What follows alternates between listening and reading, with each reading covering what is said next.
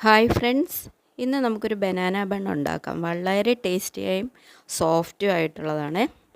ഇതിന് ഞാൻ 2 റോബസ്റ്റ പഴമാണ് എടുത്തിരിക്കുന്നത്. അത് നമുക്ക് നന്നായിട്ട് ഒരു ചെറിയ സ്പൂൺ പഞ്ചസാരയും കൂടെ ചേർത്ത് നന്നായിട്ട് നമുക്ക് അതൊന്ന് സ്മാഷ് ചെയ്തെടുക്കാം. അതിലേക്ക് നമുക്ക് 1 സ്പൂൺ ചെറിയ ജീരകം, 1 സ്പൂൺ തൈര്, 1/2 സ്പൂൺ ബേക്കിംഗ് സോഡ, 1 നുള്ളുപ്പ്, ഇത്രയും കൂടെ ചേർത്ത് ഒന്നുകൂടെ സ്മാഷ് ചെയ്തതിന് ശേഷം 1 കപ്പ് മൈദ അതിലേക്ക് ആഡ് ചെയ്ത് നന്നായി കുഴച്ചെടുക്കാം.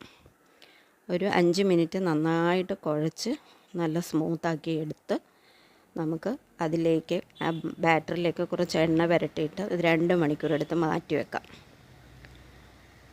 അതിന് ശേഷം 2 മണിക്കൂർ കഴിഞ്ഞ് നമ്മളത് നോക്കുമ്പോൾ അത് നല്ല സോഫ്റ്റായിട്ടിരിക്കും.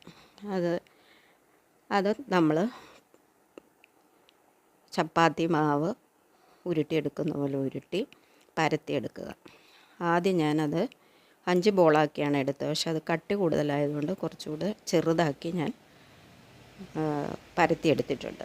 ഇതെല്ലാം ഓരോന്നും നമുക്ക് ചൂടായ എണ്ണയിലേക്കിട്ട് നമുക്ക് ഫ്രൈ ചെയ്തെടുക്കാം.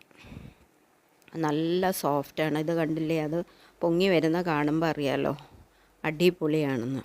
ഇതധികം മധുരവുമില്ല, എന്നാൽ ആവശ്യത്തിന് മധുരമുണ്ട്. എല്ലാവർക്കും കഴിക്കാൻ പറ്റുന്ന ഒരു ചായക്കടിയാണ്.